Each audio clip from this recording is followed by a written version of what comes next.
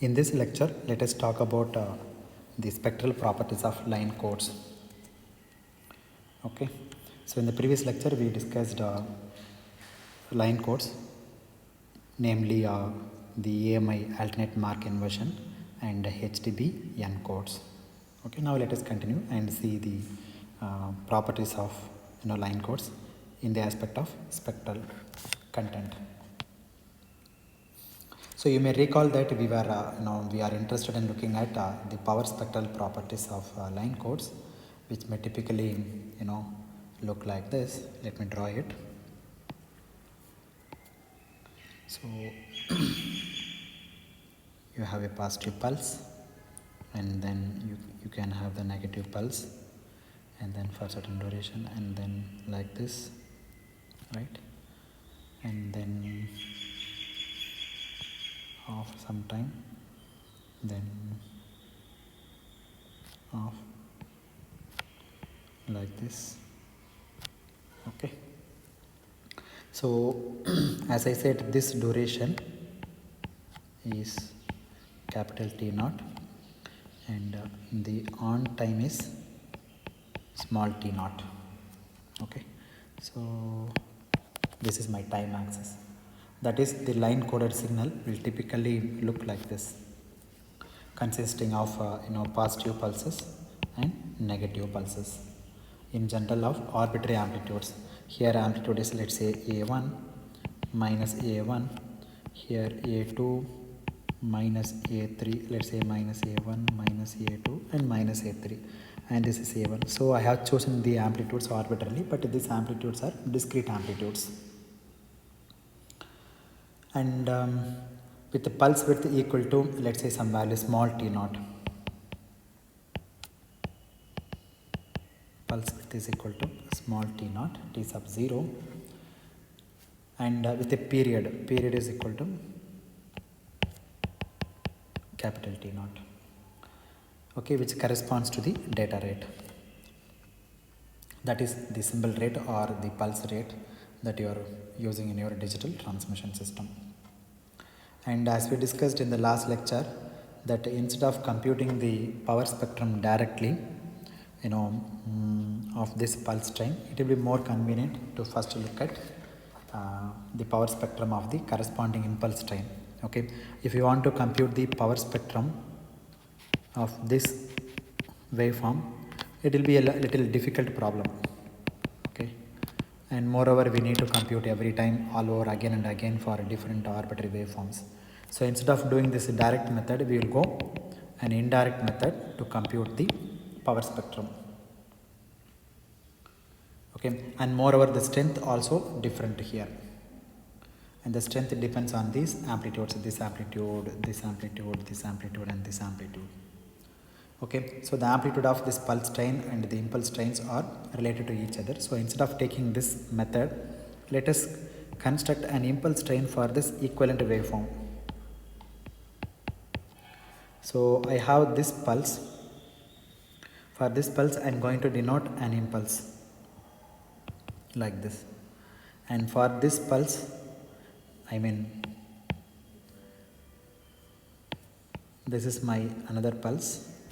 For this pulse, I am going to construct an impulse like this, and then for this pulse, I am going to consider another impulse located at here like this, and then if I take this pulse, this whole thing is a pulse actually, right? This is my on time and this is the off time. Okay, this one is off time of the pulse and this time is the on time of the pulse. So the whole thing I will be considering a pulse, and that pulse is denoted by an impulse with an amplitude like this, and this whole duration, this guy I am going to denote by an impulse of like this. So this is my impulse train. So I constructed an impulse train from the pulse train, because once we have the power spectrum of this impulse train, then it is easy to construct the power spectrum of pulse train. Okay, once we have the power spectrum of the impulse train, like kind of impulse train, we can use that to compute. From this you can compute the power spectrum of any pulse train. So that is the advantage of using impulse train. So straight away you can start from here, from the pulse train you can start to compute the power spectrum, but that is a tedious job. For every pulse train you have to compute the power spectrum. You can't generalize it. So instead of that, what we do is we construct an equivalent impulse train for the given pulse train. This is my pulse train. You can construct the impulse train. For the impulse train you compute the power spectrum. So if you know the power spectrum of an impulse train, then it is very easy to compute the pulse train of any signal. I mean arbitrary kind of any pulse train, you can easily compute the power spectrum. Okay, in the sense that pulse shape could be different from rectangular one. Here I have used rectangular shape, but you can use any shape. Instead of rectangular shape you can use shape like this, you can use a shape like this. It's your choice. So all we have to do that is to regard this pulse train, this pulse train, as having been obtained from passing of this impulse train through a filter. You take some kind of filter. Let me call the filter impulse response is P of t, and the input is your impulse train. Let me call the impulse train as x of t. So this is my x of t, and the output is your pulse train y of t. Okay, so this is my y of t. The first waveform is y of t. So y of t is obtained from the impulse train x of t by passing through the filter with the shape of the filter is P of t. Okay, for example, you want a rectangular pulse train of width t0, and this whole duration is capital T naught. Then you need all you need is a filter of the impulse response with a width of T naught. Okay, that we will see now. Because passing of this impulse train, this waveform passing of this impulse train through a filter of this type of kind of P of t will obviously produce a pulse train of this type. So this hardly needs any explanation, I think. And in that case, so how do you calculate the power spectrum? It's very easy. Okay, so power spectrum of this pulse train y of t is obtained in terms of the power spectrum of the x of t by simply the well-known result, right? What is the result? Let me denote the power spectrum of y of t as sy of omega, and the power spectrum of impulse train as s suffix x of omega. So the power spectrum of output is equal to the power spectrum of the input times the Fourier transform of the impulse response, and take mod square. So now we will now be interested in obtaining the power spectrum of the impulse train, right?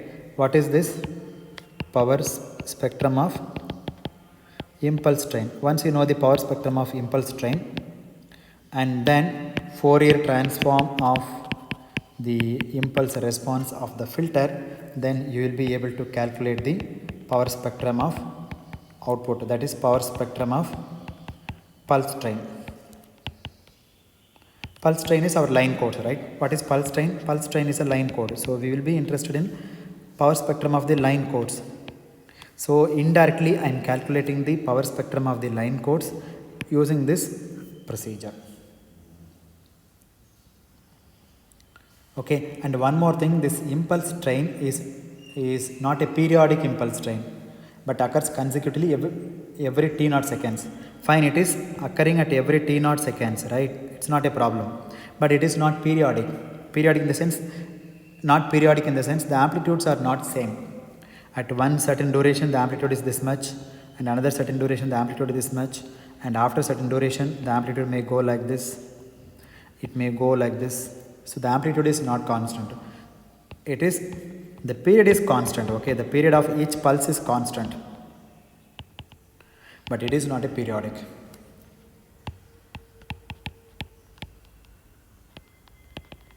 Okay, so we have the impulse train, therefore we have the impulse trains in general. So the kth impulse train, let me call this is the kth impulse train, and this one is k plus 1th impulse train, and this guy is k minus 1th pulse. Okay, so the pulse width is constant for every pulse, and for the kth pulse train the amplitude is, let's say, ak. Maybe I can use this figure.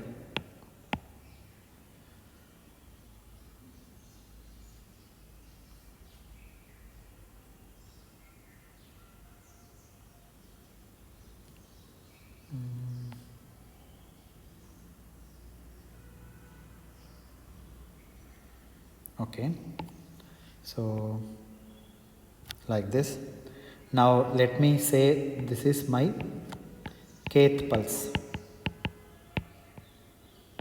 and this amplitude is ak, and this one is k plus 1th pulse, amplitude is a suffix k plus 1, and this guy is k minus 1th sample pulse. So the amplitude is a suffix k minus 1, and this one is a suffix k plus 2, a suffix k plus 3, and so on and so forth.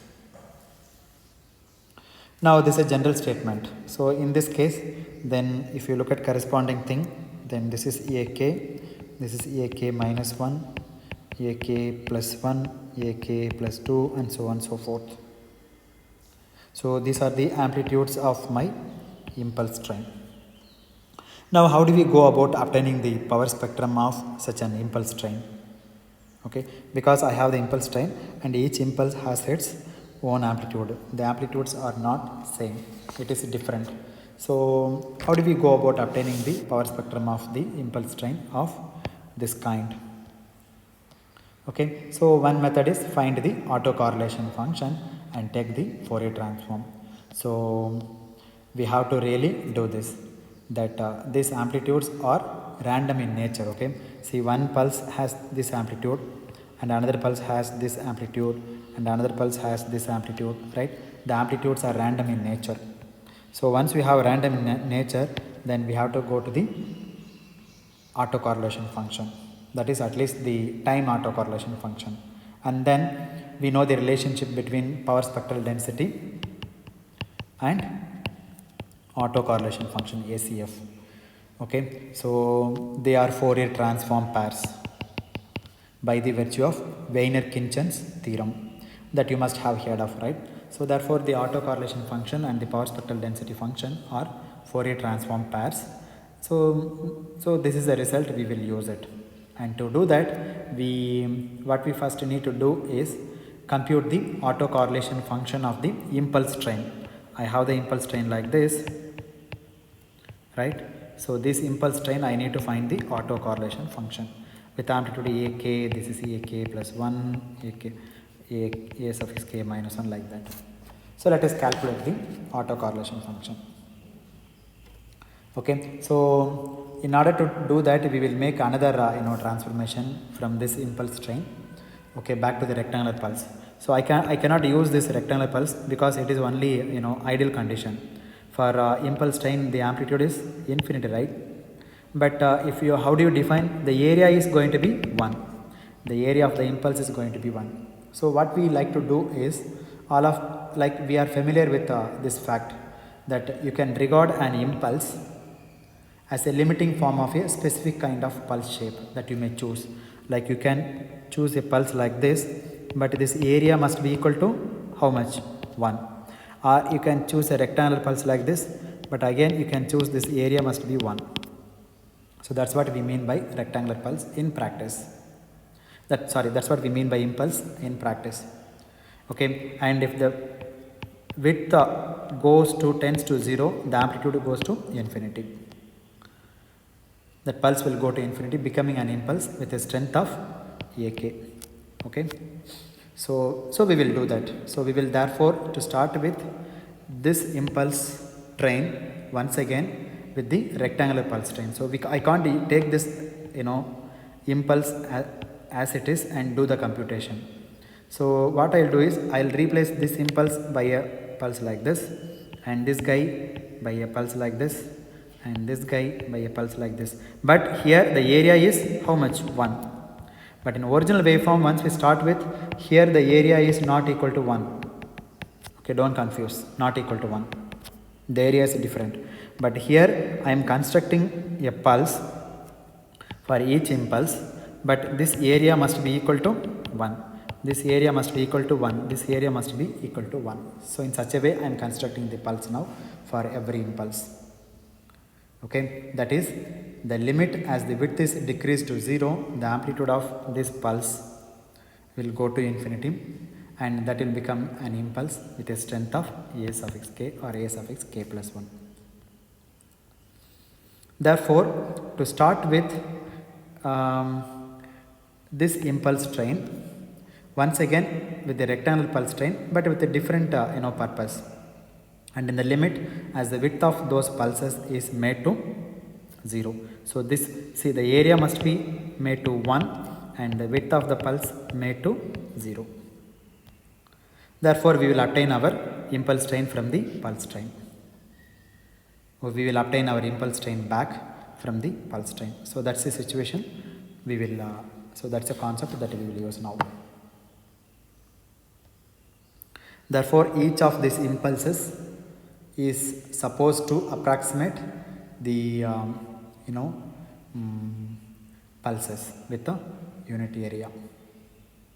And let me call this pulse train as x of k.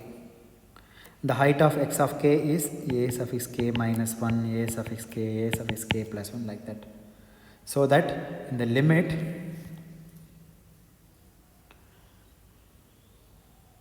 one second. Now let me say the width is, let me draw this waveform here somewhere,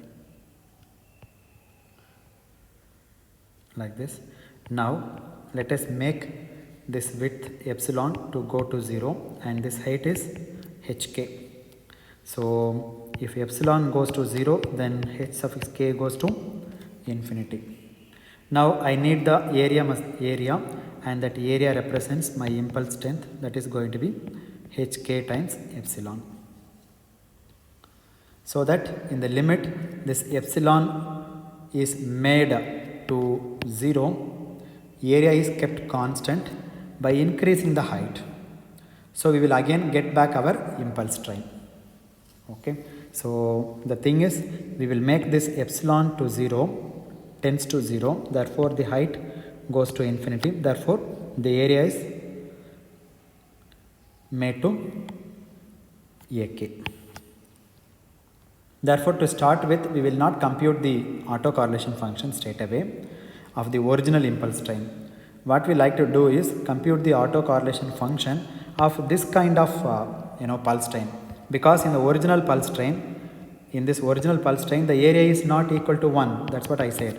But here I have constructed artificially an impulse train where the width is made to 0 and the height is made to infinity, so that the impulse strength is ak, which is equal to 1 or some other value.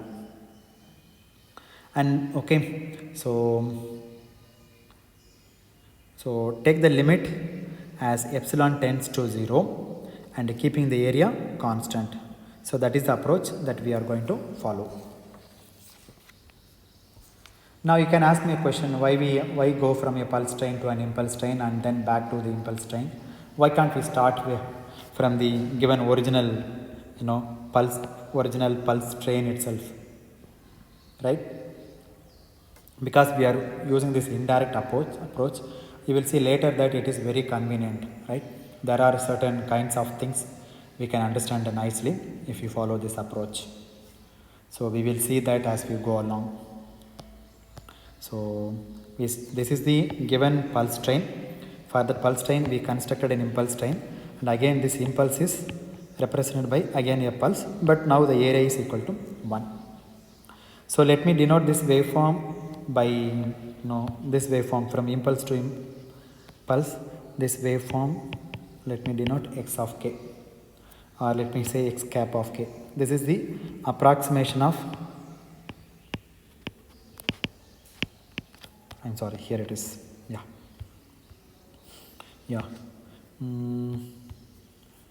Let me draw one more time like this.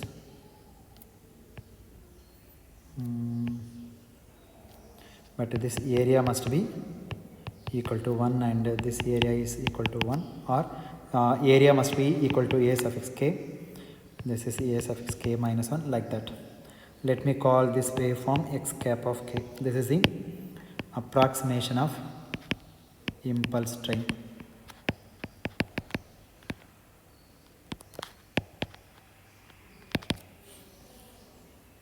Okay, therefore this x cap of t approximating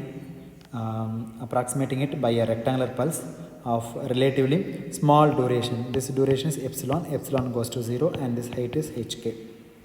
So you may recollect the definition of a time autocorrelation function of x of t. We need to find out the time autocorrelation function, right? Let us denote the time autocorrelation function as Rx cap of tau. Let me put small x here, small x cap of tau. This is equal to, how should you define? We will define it as limit as some capital T goes to infinity. We will take some time interval capital T and 1 over t integral of x hat of t, this approximate waveform, and its delayed waveform by an amount of tau seconds, and dt, and the limit is minus t by 2 to plus t by 2. So this is the autocorrelation function definition. Okay, so let's recollect this definition. We basically take an observation interval from t to t minus tau, okay, which is sufficiently large. So the observation interval is how much? Tau seconds. So take the original waveform x of t, take its shifted version x hat of t minus tau, okay, with a delay, I mean t minus tau, nothing but delayed version of x of t, okay, corresponding to which you want to obtain the correlation between the two waveforms x of t and x of t minus tau. So basically you are obtaining correlation with the lag tau seconds of the waveform with itself. So we take an observation interval of length capital T seconds. This is my observation interval. So compute the integral over the limits minus t by 2 to plus t by 2. So the total length is capital T. And we need to compute right from minus infinity to plus infinity. So you allow t goes to infinity. So that's the definition of time autocorrelation function. When tau is 0, the two waveforms, that is the delayed waveform and undelayed versions, will perfectly coincide, and you will get the peak of the autocorrelation function, right? You will get the maximum value of the autocorrelation function for tau is equal to 0, which is a well-known property of autocorrelation function that we have discussed in the probability theory course. Okay, and also we may remember that autocorrelation function is an even function of time. That means whether you delay by tau seconds or advance by tau seconds, doesn't matter, delay or advance, autocorrelation function will not change. Delay means x hat of t minus tau, advance means x hat of t plus tau, doesn't matter. Okay, you will get the same autocorrelation function. What it matters is how much you are delaying. That is very important. As long as this tau is the same for both the cases, there will not be any difference. Okay, that is, you delay in one way or the other way, the value of the autocorrelation function is the same, and it gives the equal value on both sides. So whether you delay it or advance it by tau, you will get the same kind of autocorrelation function or average behavior of this product. Now let us consider to start with the values of delay which are small. Let's say tau is small, and I am going to consider delay x of t minus tau, x hat of t minus tau.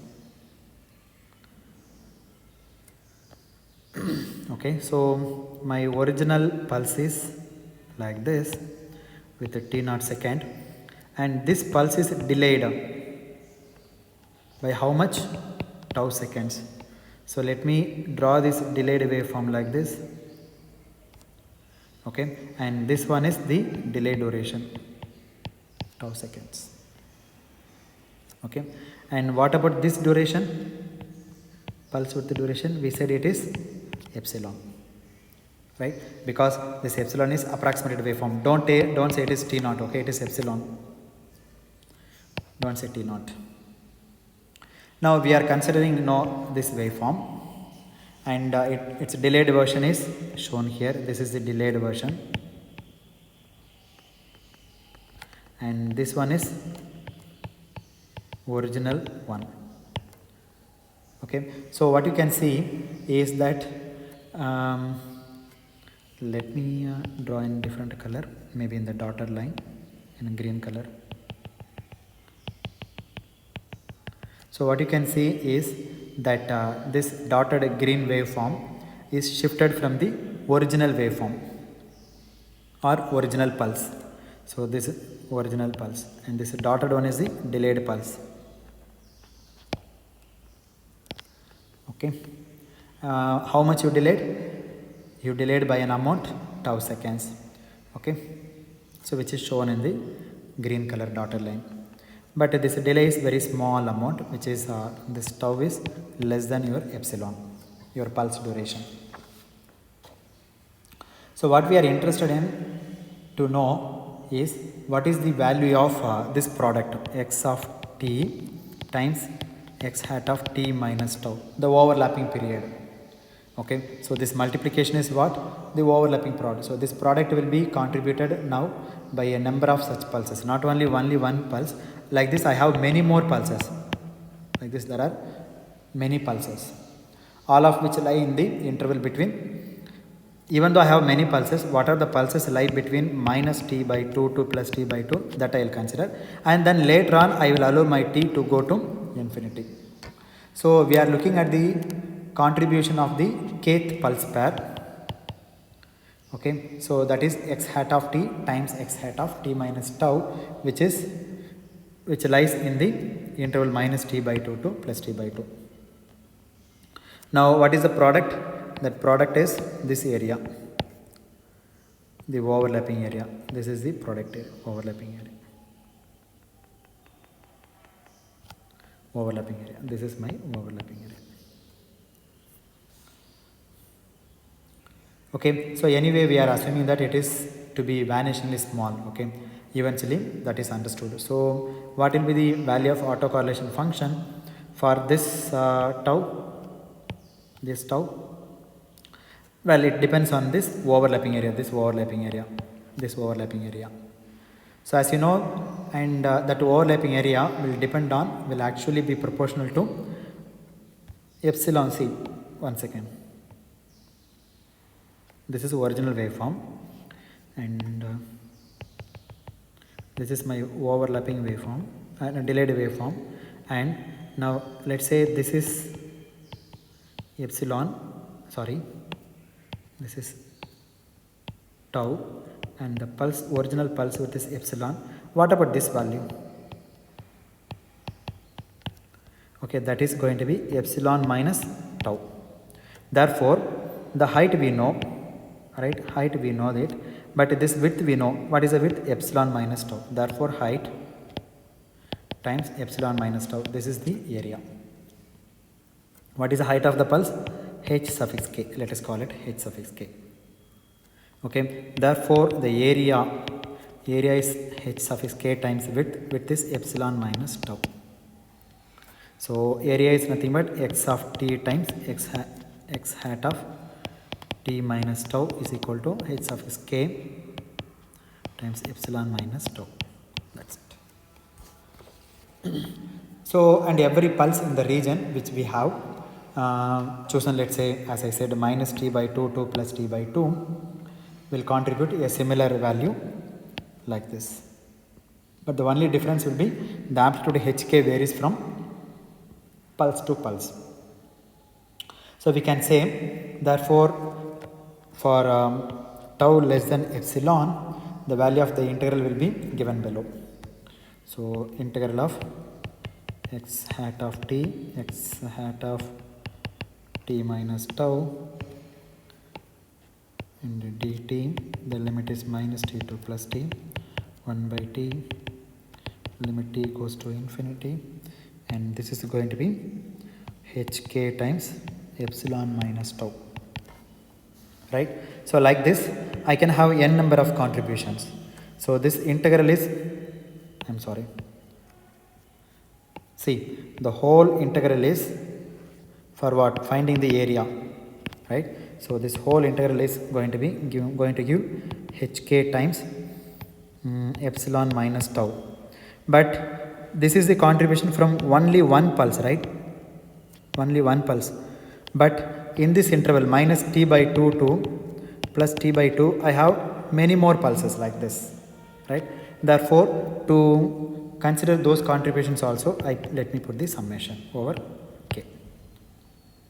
Okay, so you are multiplying hk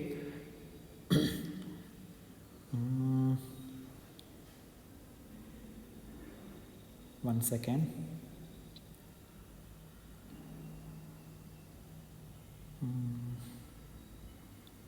Why is somewhere it's hitting? 1 second.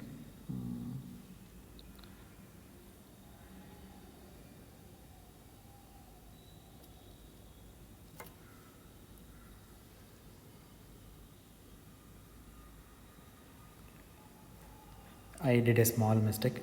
Just 1 second, hold on.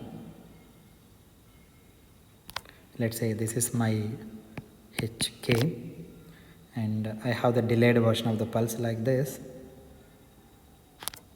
This also hk, and now the overlapping area, how much? This one. This is epsilon minus tau, and this total width is epsilon, and this width is tau, right? I am multiplying, this is x of t, and this one is x hat of t minus tau. I am multiplying these two waveforms. So here this x hat of t gives the height of h suffix k, and this guy gives the contribution of h suffix k. Therefore, if you multiply these two guys, then you'll give hk squared times epsilon minus tau. Okay, the heights are not different. The heights are different, right? Not same. The heights are not same. The heights are different. Therefore, this is h suffix k squared. I'm sorry, I did a mistake here. So here also the square comes squared. Okay, height squared. If heights are different, then we need to consider those heights as, but here it is same. Therefore, the square comes here, hk square epsilon minus tau. See, you are multiplying hk by hk, here hk and here also one more hk in the pulse pairing situation. Therefore, h suffix k square is multiplied by epsilon minus tau, where epsilon minus tau is the duration of the overlapping interval. What is this? Overlapping interval. Okay. And this is the contribution to the integral from only the kth pulse pair. But we have not only one pulse, okay, we have many pulses. In this interval minus t by 2 to plus t by 2, we have k number of pulses. Therefore, I must modify this expression to consider the contribution from other pulses also. That is why I have taken this summation. So, I must modify this expression to be equal to summation of hk squared epsilon minus tau for all those values of index k which correspond to the pulses in the interval between minus t by 2 to plus t by 2. Therefore you got hk squared epsilon minus tau. Then here, okay, that's it. That's how the integration changes. So we can therefore write Rx x hat of tau as like this. Okay, in before that one more thing, 1 by t limit t goes to infinity, this is Rx hat of tau. Okay, so this comes from the integration.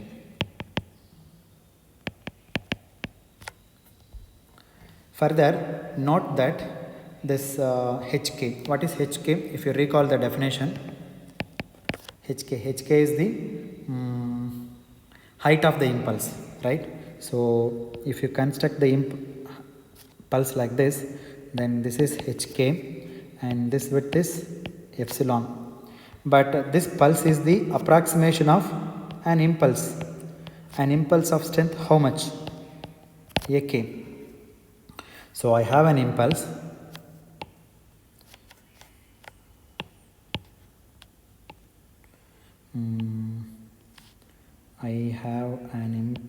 of the strength ak. This impulse is approximated as a pulse with area must be equal to 1, sorry, not 1 a. Or if you want still more clear definition, let's say this is my impulse with 1. That means what? This is the same as an impulse. This area must be equal to 1. Let's say this is height and this is width. H and W must be equal to 1. Similarly, this impulse height is ak. Therefore, the area of this pulse must be equal to ak. So, what is the area of this pulse? Height times width. Height is h suffix k and width is epsilon, and we assumed epsilon goes to 0 and h suffix k goes to infinity. Therefore, a suffix k is equal to h suffix k times epsilon. So, in this expression, a suffix k is equal to h suffix k epsilon. Okay. Therefore, h suffix k is equal to ak by epsilon. We don't want hk here. We want to talk in terms of its amplitude ak. Therefore, substitute in this above expression.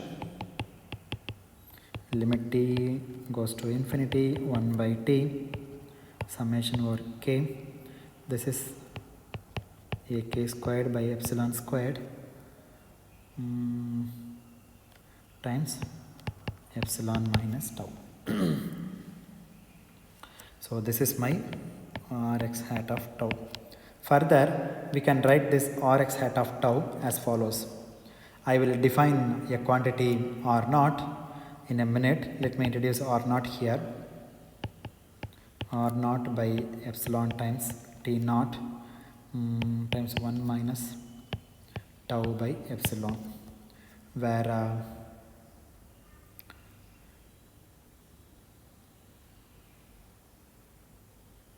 okay,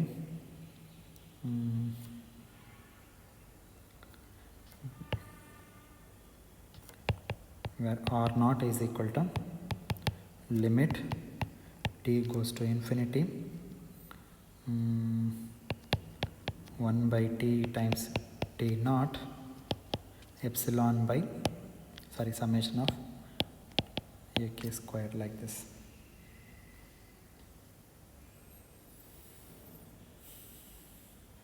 Okay, or you take, I don't want to confuse you, take this expression. In this limit t goes to infinity 1 by t multiplied by t naught and divided by t naught, and then in this summation this guy is this guy is constant. You can pull out of the constant, right? Constant you can pull out of the summation. Therefore, epsilon minus tau, then summation of ak squared, then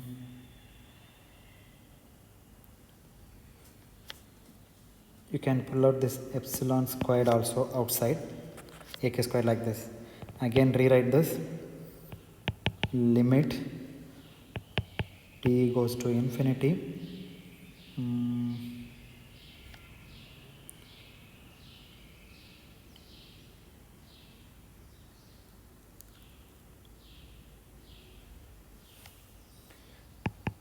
t naught by t, then summation over k ak square, then the whole thing multiplied by, I can write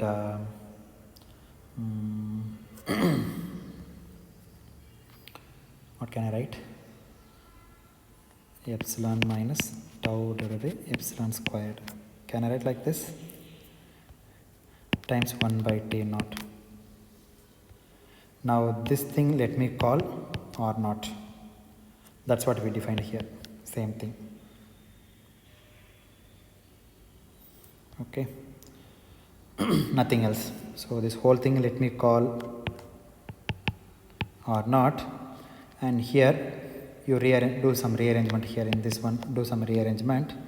I can pull out epsilon commonly outside, epsilon minus tau divided by epsilon times 1 by t naught, r naught times 1 by t naught epsilon 1 minus tau divided by epsilon.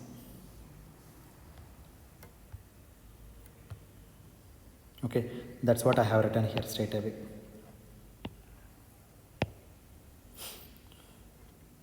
Both are same, which I wrote initially. Okay, r naught times 1 by t naught epsilon 1 minus tau by epsilon. It's a simple manipulation, that's it. And r naught is defined by limit t goes to infinity, t naught by t, this guy, t naught by t, summation of ak square. Just for some convenience, okay, we are writing like this. We will come to know what that convenience is. Okay, just to convince yourself that this is correct. And this t naught I introduced here, right? This t naught is, I have chosen arbitrarily, this t naught. Okay, just for convenience, I have introduced this, this t naught.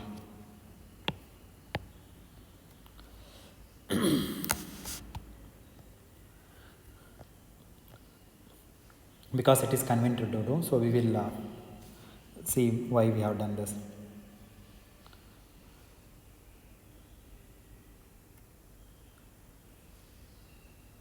Okay, I think this expression is fine. Okay, this expression is fine, and this expression is fine. Both are fine.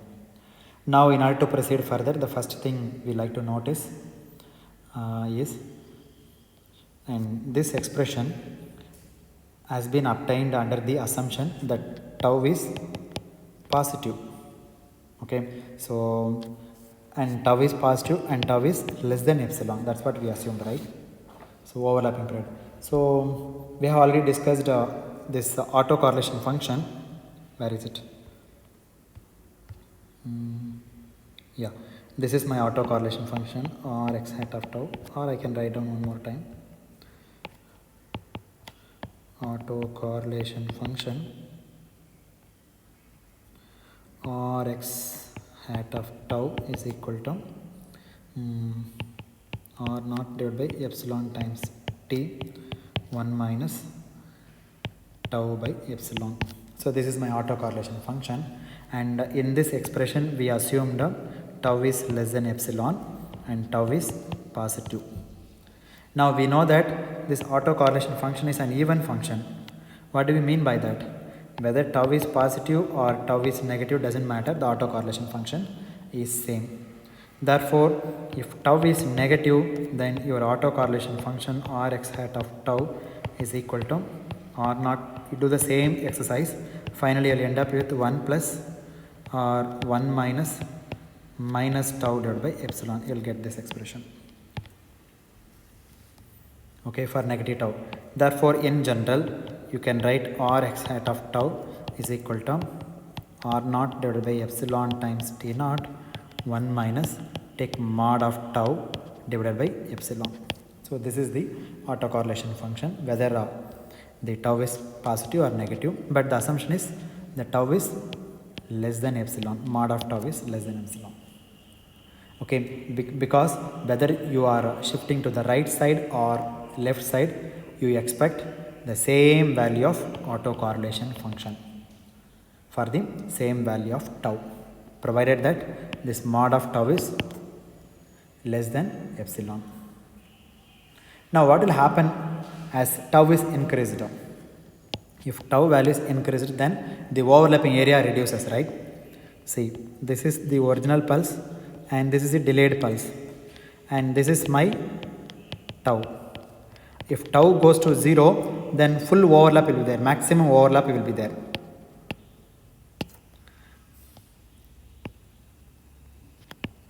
Maximum overlap, that means the pulse exactly matches with the another pulse. No overlap, I mean full overlap, this one is. So you will get maximum value. In case if tau is increased, therefore you have one pulse like this and another pulse is like this. Now this overlapping area is very, very less. Therefore the autocorrelation function goes to 0. Suppose you take a pulse like this and another pulse, delayed pulse like this. What is the overlapping area? 0. So the product itself 0. This is my x hat of t, and this delayed version x hat of t minus tau, and there is no overlapping between this guy and this guy. So the overlapping area is 0. Therefore x hat of t times x hat of t minus tau is equal to 0. 0. If this is 0, then by definition your autocorrelation function is 0. Therefore the autocorrelation function goes to 0 when the tau is increased. It will become 0. Okay, it will become 0 at what point?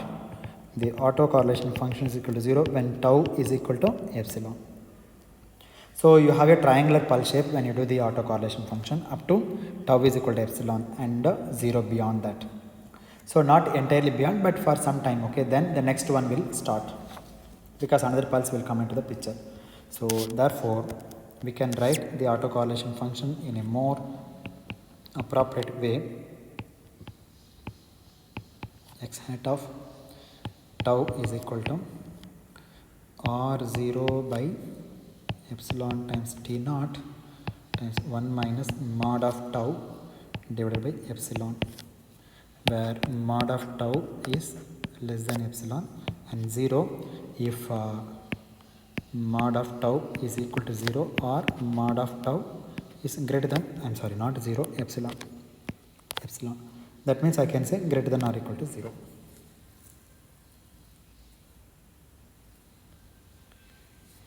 And again one more condition, because I can't have this condition, it should be less than the observation interval t naught minus epsilon. This will become clear in a minute, don't worry. Okay, so therefore this is the autocorrelation function of the pulse train.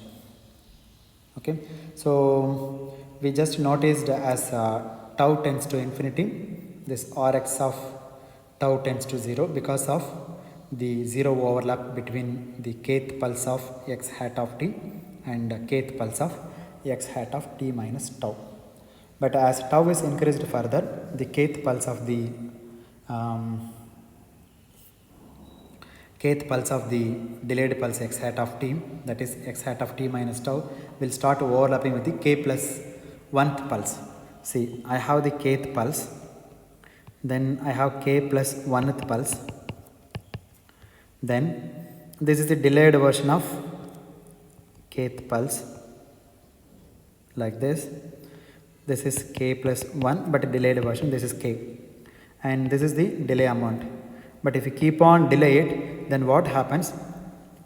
This pulse will come and overlap with this pulse.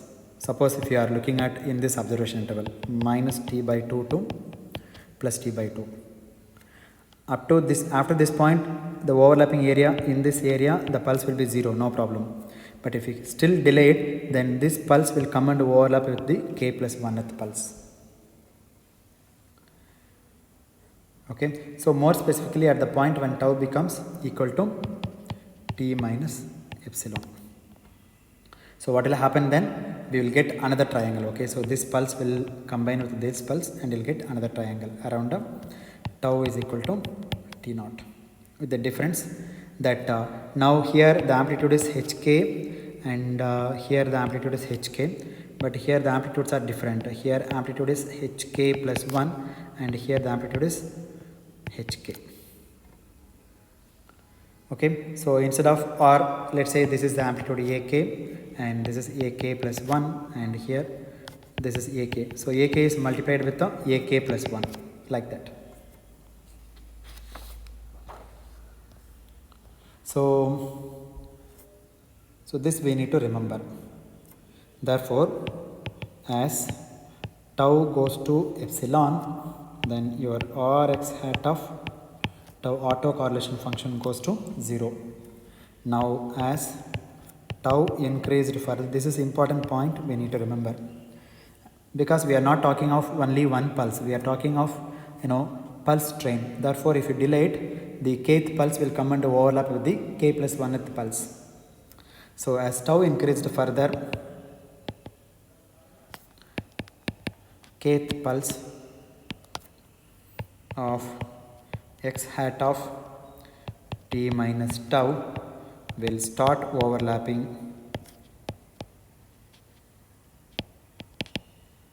with the k plus 1th pulse of x hat of t as tau goes to capital T naught. Okay, so therefore in this case let me call this autocorrelation function R1 is equal to limit t goes to infinity t naught by capital T summation of, here the amplitudes are different, ak times ak plus 1, this one corresponds to this one, and summation over k. Again we are assuming that only those terms will matter which lying between the interval minus t by 2 to plus t by 2, that you are considering. Similar things will happen for tau. This is tau is equal to t naught. Similarly you will get to one more term, R2 is equal to limit t goes to infinity t naught by t summation over k ak times ak plus 2 when tau is equal to 2 t naught. Similarly you will get R3 when tau is equal to 3 t naught, but provided that this ak plus 1 ak plus 2, this all pulses should lie in the interval between minus t by 2 to plus t by 2. Okay, therefore you will get a triangular shape over 2 epsilon period. Around each t naught you will get t naught, you will get 2 t naught, you will get 3 t naught and so on, but you will get a triangle, but the triangle width is 2 times epsilon. Okay, so as you approach the next period, the overlap first increases, gradually increases and then reduces, and next if there is an overlap, then increases, reduces, and again it increases and reduces. Okay, gradually becomes maximum and then starts decreasing. So that's how the autocorrelation function is calculated for the approximating pulse train. Okay, and obviously what you would like to do is get back to the autocorrelation function of the original impulse train. Okay, so before to do that, we must note the generalization of this expression, like R1 is equal to limit t goes to infinity t naught by t summation over k ak times ak plus 1, and R2 limit t goes to infinity t naught by t summation over k ak times ak plus 2. In case if I am interested in R suffix L, then limit t goes to infinity t naught by t summation of ak times ak suffix L. That is Lth pulse of, if you look at the definition. Okay, so yeah, kth pulse of x of t minus tau will start overlapping with the k plus lth pulse of x hat of t. That's what we are saying. And this is the value that will govern the amplitude of the triangle located at tau is equal to n times t naught. Okay, now let us now go back to the original situation. What we would like to do is make epsilon to vanishingly smaller and smaller, and keeping hk and ak as constant, or keeping the area under the triangle is constant. Okay, so as I said, you will be having the triangle like this.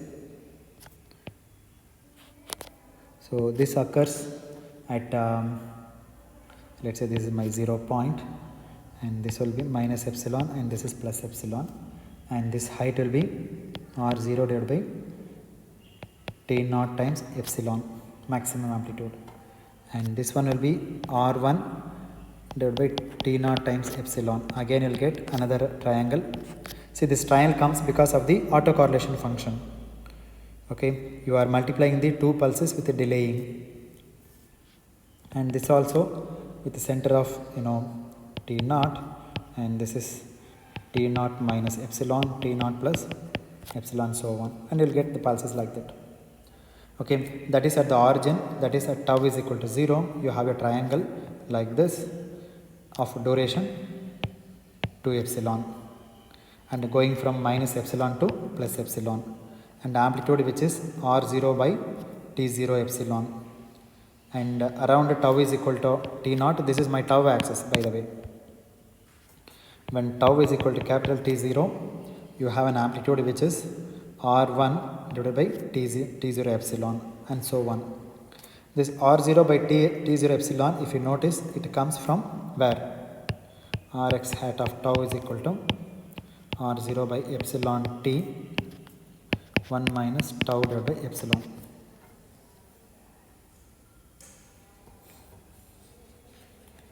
Okay, as that's it. Okay. Now what is the area of this triangle? See, I have the triangle like this, and this point is minus epsilon, this is plus epsilon, r0 divided by t0 epsilon. What is the area of this triangle? The area of this triangle is like half times base times height, right? And base is minus epsilon times, and you have two triangle here. Okay, so this is one triangle and this is another triangle. Find out the area of this guy. This guy is half times epsilon times height is r0 by t0 epsilon, plus 1/2 times base is epsilon times r0 by t0 epsilon. Epsilon epsilon get cancelled, so this 1/2, this 1/2 will go away, so r0 by t naught. So this is the area of the triangle, right? r0 by t0. So as we make epsilon smaller and smaller, this amplitude, okay, see, the epsilon is in the denominator. If you make it 0, then this amplitude will keep on increase. Okay, and this amplitude obviously becomes infinity, and once again you'll get back the impulse time. Okay, see, I have the triangular pulse like this, and the amplitude is r0 by t naught epsilon. Since the epsilon is in the denominator, if you make this epsilon to go to 0, then this amplitude to go to infinity. So if the amplitude is infinity, that means what? It is an impulse. So from the triangular pulse also you are getting the you are able to get the impulse time by making this width to go to 0. Okay, so once again you get back an impulse. That impulse is located at each of these pulses. Therefore the impulse trains are r0 by epsilon. r0 by epsilon as epsilon tends to 0, and that area kept constant.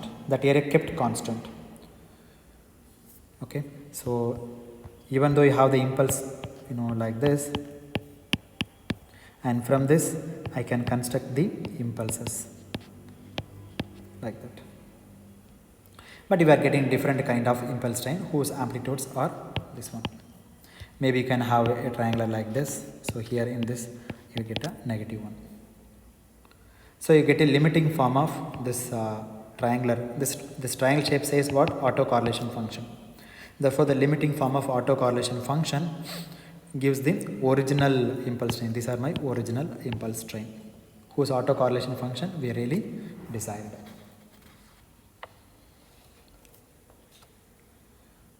So as you can see, this will always be symmetrical, and this autocorrelation function will be always symmetrical.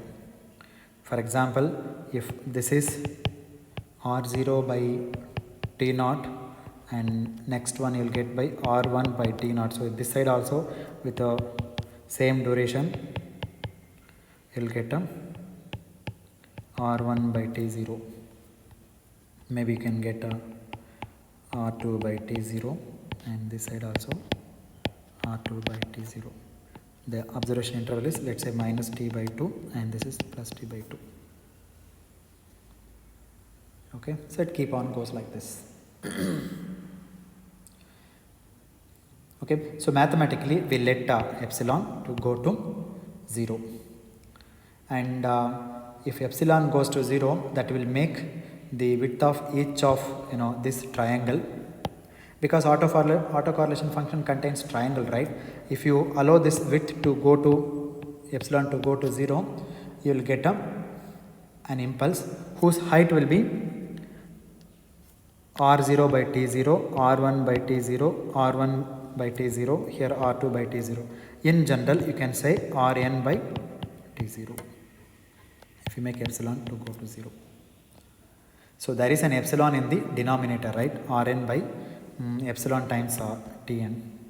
So if you make this epsilon to go to 0, then the area becomes, this is the impulse height of the triangle, but if you make this epsilon to go to 0, that will be the area of the impulse. So that is going to be Rn by T0. So the area will remain finite, which is equal to Rn by T0. See, the triangle height is like this, Rn by T0 epsilon. Now if you allow epsilon to go to 0, then what happens? Height goes to infinity, right?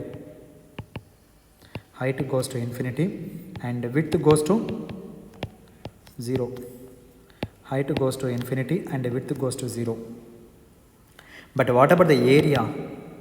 Area is constant. What is the area? Rn by T0. Area does not change. Therefore, in the limit you get Rx of tau is equal to 1 over T0 summation of, I am getting train of pulses, right? So the pulses I can write impulses. So I am using delta. Delta of tau minus n times T0. It is, see, for one, this distance is T0. That is why I put a n T0 here, where n goes from minus infinity to plus infinity. So this is the autocorrelation function finally you are getting now in the limiting form.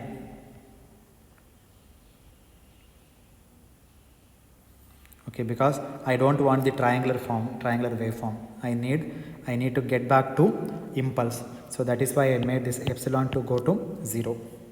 If I make epsilon, this width of this triangle pulse to go to 0, the height goes to infinity. But what about the area?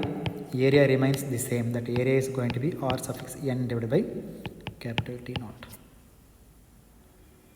So in this case, the triangle becomes an impulse if you allow this epsilon to go to 0, right? For impulse, what is the epsilon value? Width of the impulse? 0, right? That is why when you make this epsilon to go to 0 of this triangle pulse, then you will get an impulse. So we are slowly migrating or moving from a triangular pulse to the impulse. So how do you represent the impulse? By a delta symbol. Del of t minus 1, del of t minus 2, right? So del of the distance between first impulse and the second impulse is t naught, 2 t naught, del of t minus 3 naught, like this. It keep on goes. Therefore, in general, how do you write everything together? Like this. You put the summation and write everything. And this Rn is here and the T naught is here. That's all. So you keep in mind that Rn is given by Rn is equal to limit t goes to infinity t naught by t summation of ak times ak plus n, where summation is over k. Okay, and this is my Rx. So this is our result for the autocorrelation function. Okay, so this is what we would like to study in detail in connection with various kinds of line codes, which may be of interest to us. Okay, which will give us a better insight about what kind of spectral properties the various line codes possesses. Okay, therefore we should go from this autocorrelation function to the spectral domain. Okay, that we do simply by taking the Fourier transform. If you take Fourier transform, then you'll get Sx of omega. Okay, so let me stop at this point and we will continue from here in the next lecture. Thank you very much.